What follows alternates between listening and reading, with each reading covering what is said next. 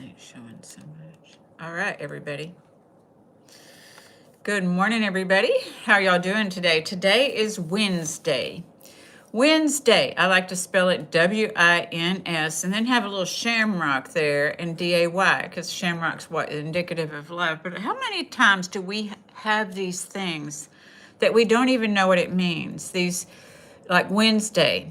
Do y'all ever wonder where Wednesday, the word Wednesday comes from? You want to know? Because we go through life. This is why I like to come on here as a mindset coach, because we go through life thinking that we know things about things and maybe we don't know. And so that's what I like to do is I love learning now. I used to be afraid of learning because I had a fear of being stupid. And as a mindset coach, this is what I help people overcome is not only that fear of what other people think, their self-image and all of this kind of stuff. Good morning, Epic. We're still talking about self-accountability Wednesday, exactly. So I'm about to, while we're waiting for people to get on here, so at about 9:05, we'll get on the topic of self-accountability. And today we're going to be looking at part 2 is the whys beneath the lies, because we always, sometimes our fear of being accountable. These fears come and we build up these lies. We talked about the rationalizations and justifications on Monday. So today we're going to talk about the whys beneath the lies. I've talked about when I used to go get my chakras balanced, and chakra balancing helped me a great deal in the healing process because it helped calm down my central nervous system. So if you have a chance, if somebody offers you Reiki, then maybe it was divinely guided by the universe. I know, Epic. Sometimes my rhymes, some days I got it and some days I don't, but some days it's just off the charts. So let's look at why Wednesday is Wednesday before people get here. So Wednesday comes from the Old English word Woden's Day, or dog or something. Woden's Day is what it translates to. And what it's known as is Odin in Norse mythology. And so he was the chief god among the Anglo-Saxons associated with wisdom, art, and war. So when the Germanic tribes adopted Romans' calendar 7-day week, they mapped their own gods to the Roman deities because Woden shared traits with Roman god Mercury, the god of communication and travel. So we're in Mercury retrograde right now. I think it stops tomorrow. I think we're finally going to be through with that. And for those that don't know and think it's just a woo-woo thing, it can be a woo-woo thing, but it can also be a time for us to be self-reflected. They say Mercury in retrograde means that a lot of the things come back revisited. So a lot of the things like we're talking about in these meetings could be like retro, because a lot of our pains and those fears come from the past. So sometimes when the world slows down or when things slow down, and that's what happens in a retrograde, it's like physically, when you're pulling out of a parking spot and somebody else is pulling in, that's kind of what a retrograde is like physically. But we don't know that because most of us think, oh, retrogrades, we just dismiss it as woo-woo. And or some people like to say, oh, it's an excuse for the world to be messing up, this communication thing. They say Mercury is the planet with communication. And if we don't think that the planets do something, look at the moon, how the moon moves the water. So there's some truth to this thing. So we're looking at truth when we look at the whys beneath the lies, So anyway, Wednesday, it changed to Wednesday. So that's what it is. If y'all were curious, somebody else just come on. If you're curious to what Wednesday means, then that's what it is. At the very least, it's a concept of the mind and there's value. Exactly. It's about expanding our words and expanding our mind so that we can expand our thoughts so we're not thinking the same stuff over and over. We talked about talking to ourselves. Were you in that one, Epic, when people were talking about talking to yourselves and somebody's like, oh, don't talk to yourself. And I just listened to a video about why it's good to talk to yourself. Children, when they play, talk to themselves. Shalajaran, you are very welcome. I will pray for your husband and your children and your career growth. You pray for mine too, darling.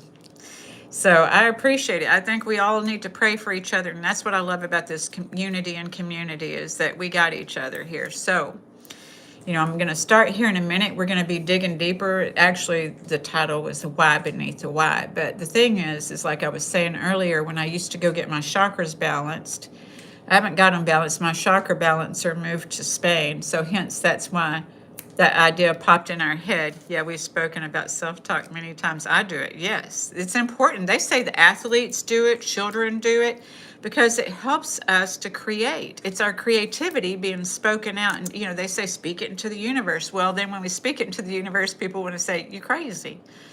I don't care. I don't care.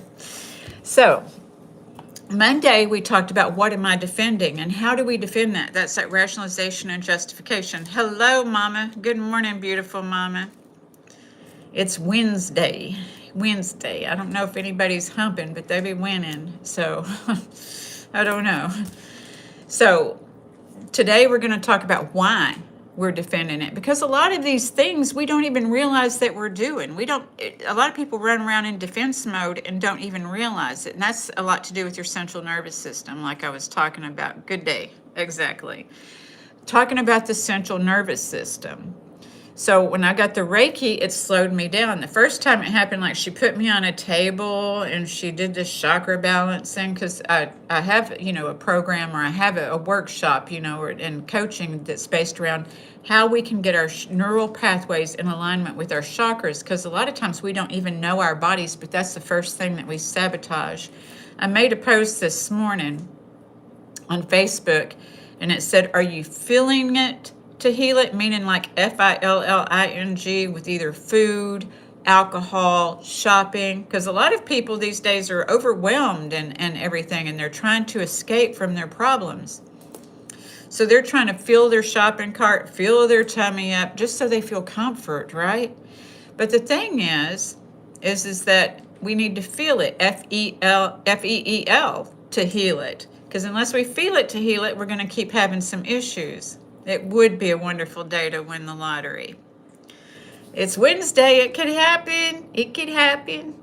So the why beneath the why is what we're discussing this morning. I want to thank you all for being here. I know we got a small group so far this morning, but we're going to get started. And so self-accountability requires more than knowing. Thank you, Epic, for this amazing topic. So I appreciate that. It requires more than knowing what we did. Because a lot of us are too busy pointing the fingers at other people. And we talked about on Monday night about the language that says, you made me. Or this, I did this because of that. The tit and the tat, and why we do what we do. A lot of times we aren't even doing it considering ourselves. So it's like getting into ourself today, the why beneath the why.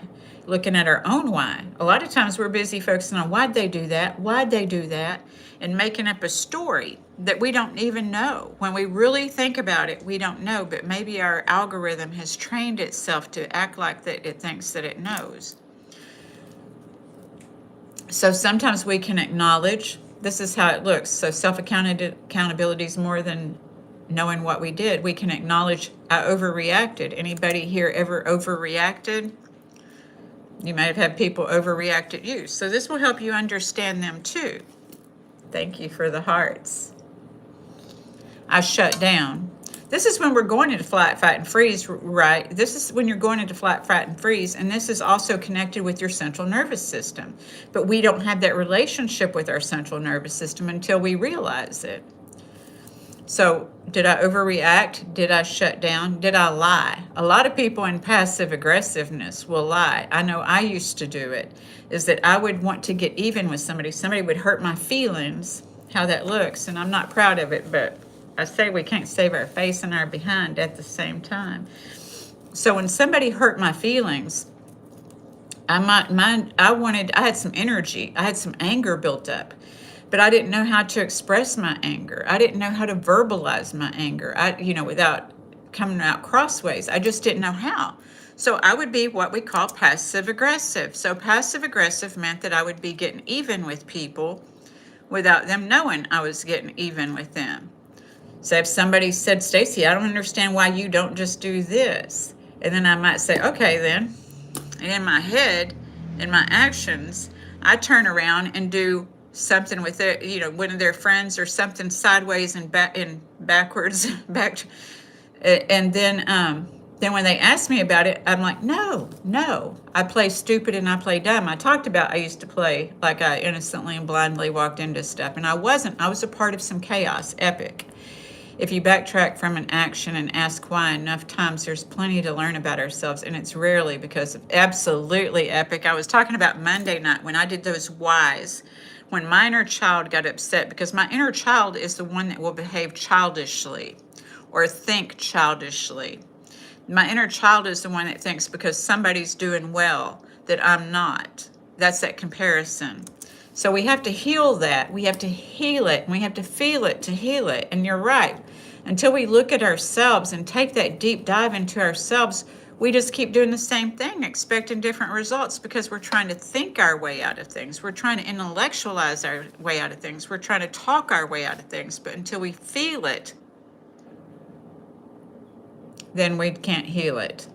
It's just not going to go away because the problem is still there no matter how much food, no matter how much alcohol, no matter how much shopping, no matter how much we try to escape with these things outside of ourselves to make ourselves feel better. Healing is an inside job because you are the only ones with your pain, but you're also the only ones with your gifts. And so when we quit comparing ourselves to other people and develop our own self-esteem, we realize I have these gifts, and maybe people pleasing, that survival skill will bring us to the tangible tool of being capable of doing so much more for ourselves like we did for everyone else. That's all. And it's not about judging and blaming ourselves. That's what we talked about on Monday night. It's not, self-accountability is not about punishing, judging, or blaming ourselves. It's about just taking responsibility. So, did I overreact? Theft of joy is always, yes, it's not only a thief of joy. I always say it's a thief of self-esteem, that comparison. And now we have, marketing to have us comparing to other people, and things like this. So it's really hard to escape that racket, right? And I'm not saying that it's all bad because marketing gives you a lot of information. So when we learn how to integrate ourselves, we're going to know exactly, thank you, Logan, we're going to know exactly what's meant for us when we learn to integrate ourselves. But if we have marketing out here telling us what we want and need, we have a spouse over here telling us what we want and need, we got kids telling us what they want and need, and we're trying to measure up. Oh my gosh, I remember when, that Elmo doll, a long, long time ago, when everybody was trying to get that Elmo, paying hundreds of dollars just so their kid could have the same thing as someone else. And so kind of society's been brainwashed that way, but that's not going to give us the happiness we want. It'll be fleeting. We'll have it for a few moments, but it's not in long term. There's a bunch of messages popping up on my screen right now. And this is the thing, is that somebody has, taken a lot of material things. They have a lot of material. They have a material mindset, the Cartier jewelry, the Gucci bags. And I'm not against all of that. But what I'm saying is that that stuff is, when we die, no one's going to say, oh, they had fabulous Cartier jewelry. What kind of legacy are we leaving behind? They're not going to say they had fabulous Cartier jewelry. Oh, I really like their Gucci bag when we die, right? But that's what marketing sells us, right? That's what some people think self-esteem is, and that's not self-esteem, and that's not self-accountability, because all of the self-esteem begins with self-accountability. I didn't mind that he said I look like a model, but okay, thank you, Epic. As long as they don't get naughty. Thank you. So sometimes when we acknowledge, I avoided, I controlled, I overhelped, right? Sometimes I work with some overhelpers, or I blamed someone else. So I did something and I blamed someone else because I did it because of something they did. That's not self-accountability. And blaming anybody is not going to empower you. Self-accountability will empower you. So it's about learning the difference. A lot of us just didn't learn the difference. It's not about chastising ourselves or chastising somebody else. It's about just learning the difference. So self-accountability doesn't stop at identifying the behavior. The next question is, why did I do that? You know, sometimes people will do throat off stuff. I'm not saying that they won't. There will be people talk bad about you, or, you know, that's been my experience. Sometimes not everybody's going to agree with us. And sometimes people, in their defense of themselves, even if I didn't do anything or you didn't do anything, they may talk bad about you and you didn't even do anything. And that's their problem. So what did I do? This is taking the high road. A lot of times you're going to have people in your life who are not on your side, who are going to, you know, all right, I see why. Thank you, but that's not on topic, Logan. Epic's going to put you out of here. It's okay to say I look like a model, but we're not going to obsess on my looks, okay? All right, now listen to the topic. So I'm more than my looks, whatever that means. So why did I do that? And sometimes even that answer isn't deep enough. Why did I do that? You know, and a lot of times this is where people start having some negative self-dialogue, right? That's right. Right, Epic. That's where a lot of people start having that negative self-dialogue, is when we say, why did I do that? Then we may want to label ourselves stupid. And when we realize that the reality is, when we do the breathing and we realize the reality is there are people who know more than me, and there's things that I know more than others. And this is what makes this world a beautiful place, is that we want unity and community, but a lot of us get distracted from the unity and community, and we think it's a dog-eat-dog world. I'm going to have to look up the saying for that. Where did that come from? It's too bad John London's not here, because he threw some out the other night, and I did find out what they mean, and it was pretty interesting. Let me look up dog-eat-dog world. Where did that come from? I got to know. So anyway, yeah, we'll talk about the ones he threw out. The Jiminy Cricket and Jeepers Creepers, which both, I didn't know Jeepers Creepers and Jiminy Cricket associated with Jesus Christ. Thank you so much, Logan. Thank you. So I didn't know that Jiminy Creepers and Jesus, what, you know what I'm saying. Hello, Sterling Bergeron, or Bergeron. So I didn't know, and that links to, those were slang words for Jesus Christ without saying Jesus Christ, because some people are against you saying that, which it's a name. I guess it's taken in the wrong context, and that's what it was. So back to the topic. The first why may not be the real why. The first why may not be the real one. When we first ask, why did I do that? Because that's, like I said, where a lot of the negative self-dialogue comes from. If I ask, why did you get angry? You may say, because they disrespected me, right? And that may be true, but then we might ask, what did their disrespect make me feel? Am I going to give them the power to make me feel like I'm not worthy of respect? First recorded in 43 BC, the Roman scholar Marco Trentus Varro. It was originally used to signify that even the fiercest animals wouldn't turn on their own kind. Ah, thank you very much, Epic. I love to know what this means. Thank you. So that's a dog-eat-dog world if you're just coming on. That's what Epic is explaining. The first recorded in 43 BC. Can you believe that it dates that far back? I can't. That's awesome. That's crazy. Yeah, the fiercest animals wouldn't turn on their own kind. Isn't that interesting, though, how today it kind of means the opposite when they say dog-eat-dog world, that people are afraid someone, and see, when I talk about our human behaviors, that's where a lot of the fears are driven from, is that they're afraid that somebody's going to get what they want or take what they have. So that goes with that dog-eat-dog world thing, and that's why people are trying to control some things, because out of that fear. So when we look at what did their disrespect make you feel, so maybe we felt powerless when we felt like somebody disrespected us. Maybe we felt invisible when somebody disrespected us. Maybe we felt insignificant, unsafe, rejected, or afraid when somebody disrespected us. So we don't realize, I have the feeling, well, I don't have it out here today, but there's feelings underneath feelings underneath feelings. And like Epic was saying earlier, if we keep digging, we're going to find out what the original feeling was. When I did the why exercises, I call it the why exercise one time, when I got down to the bottom, because I got angry, And I'm angry because somebody didn't miss me when they went on a camping trip. And then when I ask myself the whys, I can't remember all of them. I can't remember how many whys I had to do to get down to the original. But you know what the problem was? When I kept going, why?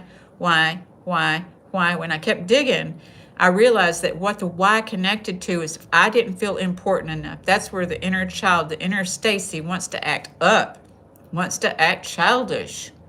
I know better, but I want to. So this is where sometimes that passive aggressive behavior can come out. Or those lies, the fears that I have, or the fears that we have may turn into that negative self-dialogue. But if we keep digging, then the next question is, when have I felt that before? So that we find out what was the origin of this thing that keeps coming up that we've, used to identify ourselves based on these experiences that happening over and over. Epic. The crazy part is the smarter we are, the more whys we have up our sleeve. Yep. But we get to relax in the whys because we start learning. Once we start learning, for me, once I start learning to ask myself the whys, I can get to the solution, to the answer. Because the answer is usually the opposite of what the problem is, right? So if I can keep digging and find out what the seed of that problem is as they say, we have to look at what does nip it in the bud mean, Epic. I mean, we know what it means. It means that you nip it before it becomes a big problem, but I wonder where it originated.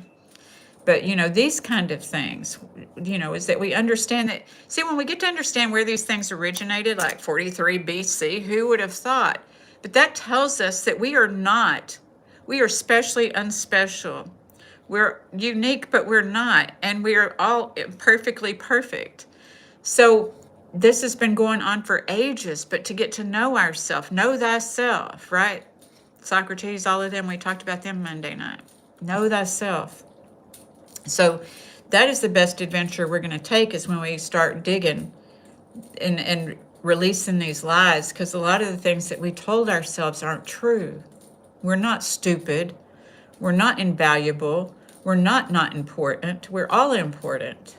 No one's any less important than anybody else. I'm not from Brazil. Thank you, though.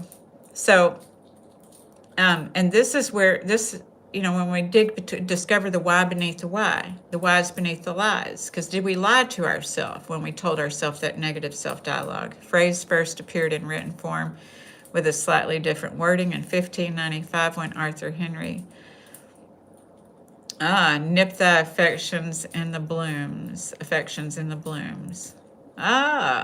Very cool. See, people been having these feelings for ages, y'all. Ages. We are not the first. And sometimes when we're in that despair, we feel like we're the only one there.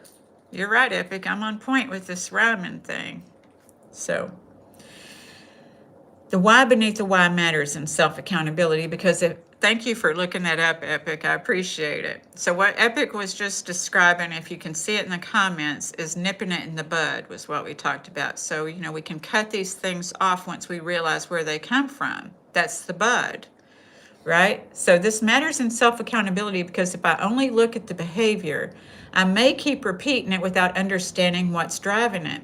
The ego typically drives it. The ego is distinctly linked to your central nervous system, that flight, fight, and freeze. So we talked about earlier about once we can recognize in our body, when am I going into flight, fight, and freeze? Freeze is often when we feel numb, right? Just numb, shut down, just frozen. We really want to distract ourselves with food and popcorn, TV, whatever, And that flight is obviously we're going to distract ourselves, maybe buy something on the computer, go out and forget about it, and maybe do something passive aggressive. And the fight is pretty obvious. We're going to be aggressive, and try to prove that we're right. How free do you want to be, right? So, but if I understand what's underneath it, I have more information to myself. I'm not defending myself. We quit defending ourselves when we know about ourselves. See, that's what I learned. And with more information, I have more choice because that defense is also linked to your central nervous system. It might have been a learned behavior. It might be how you learn to communicate. And we can unlearn that if it's not serving us. So we looked at Monday night, is this serving me? This is where self-accountability becomes compassionate, because remember I talked about when we just look under the first why did I do that? We often have that negative self-dialogue. Negative self-dialogue is not compassionate. So when we get to self-accountability becoming compassionate, it means that maybe I learned to control because uncertainty once felt unsafe. I know I live in uncertainty. I live in uncertainty. And I know this by now.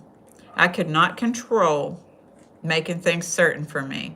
Even when I'm doing things, I'm not hoping for the best, expecting hoping for the best and expecting the worst. I'm not doing that. I'm just staying navigating and understanding that I have this non-attachment, because things could work out better than I plan, or they may not turn out as I plan. And I know that now that I have self-esteem from self-accountability, that we can navigate from there.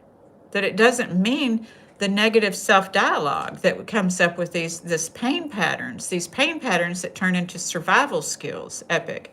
The ego needs to be protected, but it does as well to test those defenses properly to make sure they're sound. Absolutely, because if we're going to get hit by a car or eaten by a bear, the ego does very good. Therefore, those systems are to help us, and the breath certainly helps us in that, because when I took martial arts, that was one of the first things that I learned, so that if you were attacked, you would be able to have stamina, because you need breath to contain stamina. And sometimes we just feel like through these daily things we grow through in this life, we need some stamina, right? And so this is why we do the breathing at the end of these meetings, is because it puts us, we regulate. Our brain loves oxygen, our divine mind, so that we can be in the present moment and nurturing ourselves with the breath.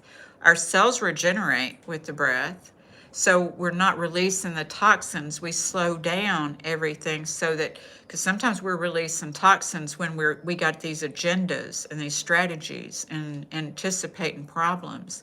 It could cause us to release toxins. So being in charge of what we're doing to our body with our thoughts and our feelings. And so healing these feelings. So when self-accountability becomes compassionate, we look at, maybe I learned to control because uncertainty once felt unsafe. Maybe I learned to people please because rejection once felt unbearable. Maybe I learned to shut down because vulnerability once felt dangerous. Maybe I learned to overwork because being still meant feeling something I didn't know how to feel. We just don't know how to feel some things. That's okay, we can learn. Maybe I learned to overhelp because being needed made me feel valuable. Hello, Neto Campo. I'm glad you subscribed. Thank you. So maybe I learned to become angry because anger felt safer than feeling powerless. Okay, thanks, Randall, for sharing. Let's stay on topic. Maybe I learned these behaviors may have once been my survival skills. That's what the behaviors may have once been. And this is where we want to be careful. Understanding the origin of the behavior is not the same as excusing the behavior. So we're not excusing our behavior because of that, but this is how we can heal these things. So it's not this is why I do it, so I can't help it, because we talked about that in Monday night's live, is saying I can't help it. That's where we're powerless. And though we're not wanting to be powerless, we're being powerless. We talked about the reasons why people may stay in victim mentality is that they learned that behavior. So if you want to hear more about victim mentality and why people, if maybe it's you, maybe it's someone you know, why people live in that victim mentality, then watch Monday night's video. So this is why I learned to do it. Now that I understand it, what responsibility do I have for what I do with that knowledge? We talk about forgiveness a lot, because some of the times these things developed our own algorithms in our body about, they do this, so I do this. They do that, so I do this. And so we keep going back and forth, same thing, different day. If we want things different, we got to do something different. That's what I had to learn, because I just didn't know my way out of that loop, that spiral. I just didn't know my way out. So I had to learn my way out, and we can learn. So that behavior may be current, and the training may be old, right? How you learn that may be old, those survival skills. And like I say, we can turn them into tangible tools. And working with the 12-step programs, that's what we learn to do, is learn to turn those liabilities into assets. So it's kind of like an alchemy. So this is an important concept. The behavior may be happening today, but the training may be decades old, okay? Because a lot of times when we talk about transgenerational trauma, well, there's also just transgenerational behavior. Trauma to different people means different things. But the behaviors, like if you cry, I'm going to give you something to cry about. That was handed down to our parents, from their parents, from their parents, from their parents. That's not a nice saying, because, we talked about that on here, that's just something that people say, just like these sayings that Epic has looked up. These things get passed down, but the meanings of them sometimes change. And so I talk about these things on here because sometimes we develop an expectation based on some of these things that we've heard in the past, but what does it really mean, right? And as we saw, that some things that what they really mean aren't anything like they are now, like the dog eat dog world thing. The dog eat dog thing started with them, they're not going to eat their own kind or something, but this is the exact same thing that we're afraid of in the real world out here. And that was the real world too back then, but things change and evolve. So we evolve. Or we can go kicking and screaming, and I once did the kicking and screaming, but it just didn't serve me very well. I don't know if it's serving you very well, but... So a person in front of you, may be an adult, and the situation may be different. The circumstances may be different, but the nervous system may still recognize a feeling and immediately respond with an old strategy. This is why I say sometimes we're running around when we don't have our central nervous systems in check. And I told Epic in the beginning that the central nervous system, for me, the Reiki helped a great deal because I don't use drugs. I can't, if I get anxious, I need to breathe. Well, that's very nice. Okay, Neto Campo, prayers for, okay, yeah. Thank you, Neto. So, back to the topic. The nervous system may recognize the feeling immediately and respond with an old strategy. Like I said, sometimes we all walk around, we don't think about it because that's our algorithm. That's how we're working. That's how we're wired at that time, because that was a survival skill, and we don't notice we have a survival skill until the pain gets great enough.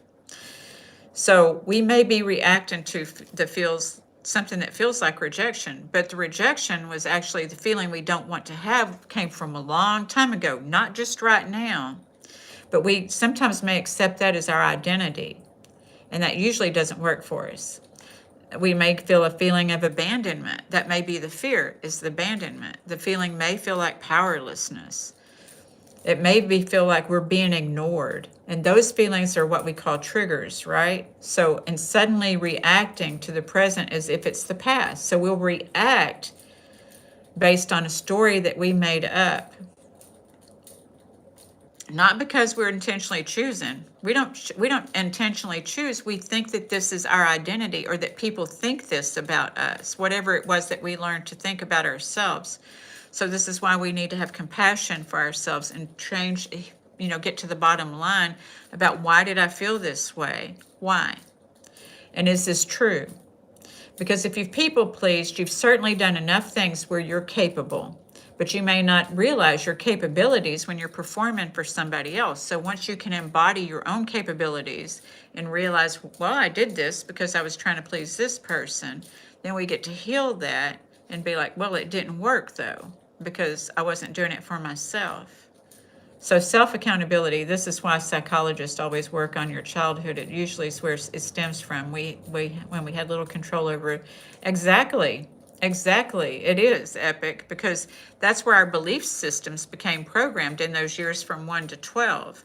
So that's why they do that. They work on that, because that developed those belief systems, and those belief systems are what have us, going into flight, fight, and freeze, or trying to protect ourselves or defend ourselves, or either being vulnerable. Some people are just vulnerable, and then they feel like they got to protect themselves. draw a line, accept responsibility from one point forward. That's why I always say when we set boundaries, is setting the boundary first with ourselves so we feel comfortable, because boundaries not building walls, and it's not ultimatums, and it's not threats. That's not boundaries. Loving boundaries is that I love me and I love you too, so I'm not going to compromise myself to make you happy. When we people please, we compromise ourselves. What we want to do is learn to negotiate and realize there are two people here. A lot of times in these unhealed relationships, we'll feel like the other person is opposed to us, that they're opposed to us, that they're the opposite, that they're not hearing us, that they're not seeing us, that they just don't understand, right? So the self-accountability question is, what am I responsible for now that I understand more? And I may not be responsible for what happened to me. Like Epic says, the catalyst. We may not be responsible for what happened to me. We may not be responsible for what we were taught, those belief systems that are no longer serving us. We may not, but it's not going to serve us to blame the people who taught us that, y'all, and what someone else did. That's not going to serve us either. The environment I grew up in. You know, when I talk about grief, sometimes people have to grieve what they thought things were going to be like rather than how they turned out, you know, and sometimes people blame that old background, and that's not going to help. Sometimes we have to grieve what we thought, because sometimes people just didn't get the scripts. And that's what we, you know, in codependency, I came to understand is that we didn't have scripts. It's not like the movies, those fairy tales we talked about. So I'm responsible for becoming honest about what's happening now. I'm responsible for asking, is this still protecting me? Or is it now controlling me? Is this response helping me create the life and relationships that I say I want? Or am I continuing to defend something that's hurting me? Right? So instead of saying what's wrong with me, we could say, maybe I learned to people please because I was afraid of rejection.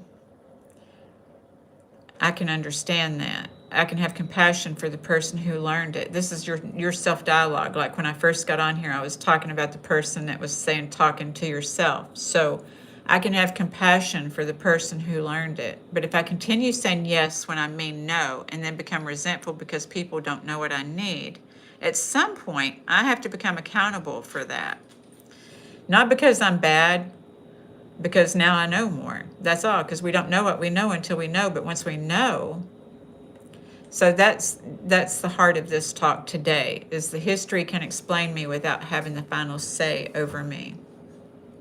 So on Friday night, what we're going to look at is the deeper questions. The deeper questions is, what do I do? Do I shut down? Do I overreact? Do I control, avoid, overhelp, blame, or people please? And what do I feel right before I do it? Do I feel fear, shame, rejection, powerlessness, loneliness? What am I afraid will happen if I don't do it? This is often the why beneath the why. If I don't control this, something bad will happen. A lot of people say, or somebody else won't do it. You know, if I say no, they'll leave. There's that fear, somebody's going to leave. That's acknowledging our fears. A lot of times we haven't learned to acknowledge our fears. If I admit I'm hurt, I'll look weak. That's a fear. If I stop working, I will have to feel. That's a fear. So finally, now that we understand this, what is mine to choose? So self-accountability is not simply admitting what I did. That's not the only thing. You know, when I say we make amends, we change our behavior when we're accountable for what we've done. It doesn't mean that, well, you did this, so I did this. That's not how we make an amends. We say, I regret my behavior and I'm working on it. And then whatever it was, you know, I regret that I did this and I'm working on it. So it's becoming curious enough to understand why I did it, honest enough to see what it costs me, and responsible enough to decide what I want to do with the awareness now. That's self-accountability. So I can understand why I learned it without continuing to let it run my life. This is what we get to do when we learn the whys underneath the whys, when we keep digging. and cover up those, uncover the lies that we told ourselves. I'm stupid, I'm this, I'm that, I'm, whatever it is that made us think we kept getting rejected, whatever it is that kept making us think we were being abandoned, whatever it is that thought we deserved this behavior. Because, like it was said earlier, it was a catalyst for your growth. It wasn't an indication of who you are. So on Monday, we began with the excuse. What does the excuse look like? Do we have an excuse or a reason? Today we began with the excuse to understand the why. And on Friday, we're going to ask, now that I know more, what is mine? Because awareness is powerful, but awareness without responsibility can simply become another way of explaining ourselves, right? So what am I going to do with what I know now? Oh, goodness. No.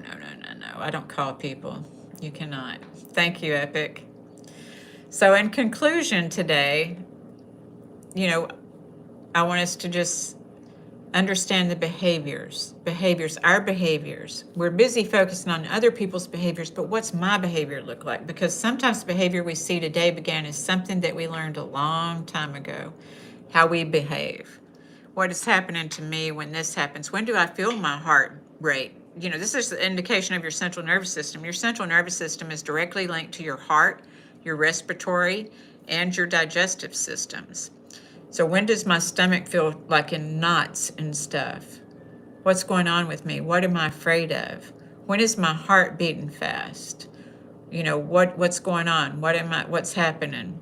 When is my breathing? If I notice my breathing, working with a lot of people, they'll notice when they're holding their breath. That becomes something that they begin to notice. Thank you, Epic. So maybe we learn to control because uncertainty felt unsafe. This is in review and question before we start, if you came on late. Maybe we learned to people please because rejection felt unbearable. Maybe we learned to shut down because vulnerability felt unsafe. Maybe we learned to overhelp because being needed made us feel valuable. So instead of asking what's wrong with me, we learn to ask what happened that made this response make sense to me, because we'll feel bad after we are triggered and we act, okay? So ask yourself this week what's mine to choose now, because your history may explain you, but it doesn't have the final say over you, okay? So we are going to close. I think that was all of my notes. So you get to write your own future. Sometimes we have to look at our past, all these stories. If we just got to see the now, none of the cinema, none of the things that we watch begin with the end. Some of them do, but we always have to go back to understand how we got to the plot where we are now. You get to write your own story. So let's just breathe in the freedom, because that's what self-accountability brings to us, is freedom. So let's just breathe in the freedom and hold it. What does that feel like if I'm accountable for myself? If I'm not feeling like I have to be responsible for everyone else? So just being accountable for myself, setting my intentions and my motivations, not what I got to do, but what do I get to do? What do I get to do? What do I want to do? What do I get to do? Epic. I know, right? No, don't worry. It was great Monday night, and I love that we get to explore different topics, because sometimes it seems like it gets to be redundant. And this is a fine topic. It's a much needed topic, but a lot of people don't look at what self-accountability. Especially in this world today, we got the politicians all over the world blaming each other. We got people blaming each other. So self-accountability, it's not something a lot of people are seeking, but it doesn't mean it's not necessary. So thank you for this topic, and maybe it will catch on, even if it doesn't catch on today. Maybe when people get sick and tired of blaming one another, they'll start digging. It is a great topic, isn't it, Mom? It is a great topic, Epic. That's right. Empowerment means people who, I know what you mean, but people who are blaming aren't empowered. You can't gain your own power by blaming somebody else. That's direct indication that you're giving your power away. So I'm so glad you were here today, Epic, to hear this. Monday night we had a good time with it, and Friday night we're going to have a good time. You going to join us Friday night, Epic? Friday night at 6 o'clock, y'all. Okay? So we'll be here at 6 o'clock Central Standard Time Friday night. Epic, I hope you're going to get to be here. But if not, please watch the replay. Okay, Neto. All right, excellent, Epic. All right, so let's do our 5 breaths. So we're going to take a deep breath in all the way to our tummy, let our hearts open, let the breath go down here, clear our mind. You're safe and protected and divinely directed. So let's breathe, darlings. We're going to release with the out breath gently and slowly, because nothing happens just like that. Well, I'm not going to say nothing happens. Things do happen just like that. But whatever we imagine in our minds, sometimes it just takes time. All right, here we grow. Take a deep breath in.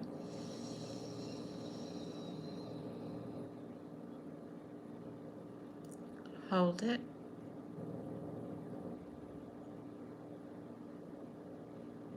And release.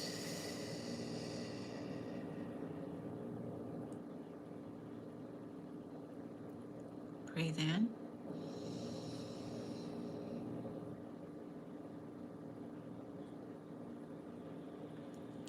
Hold it.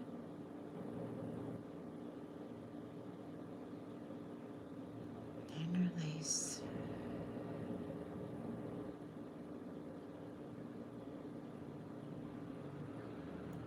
Breathe.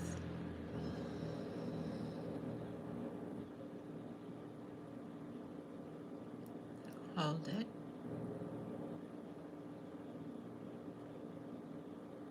And release.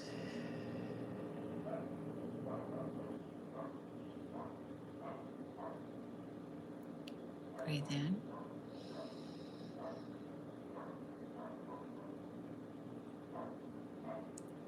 Hold it.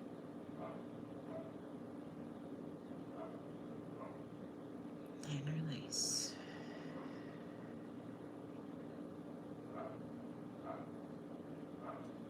Last one. Breathe in.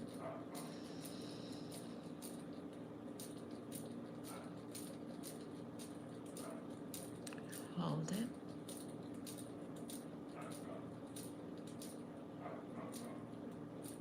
And release.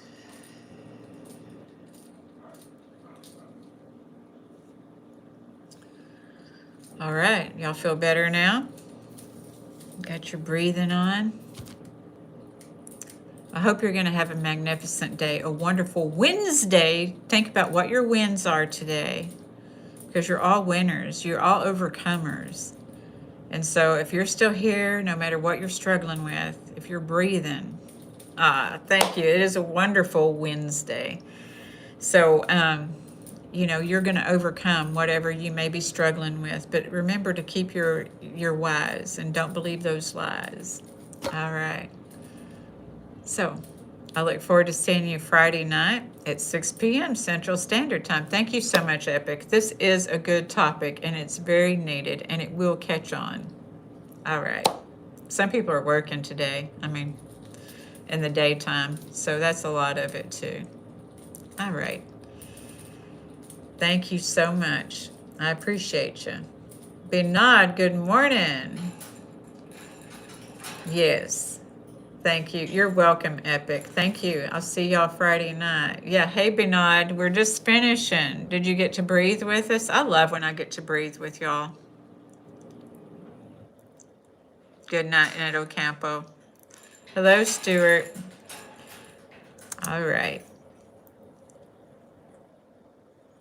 All right. We'll pray for you, Ned Ocampo.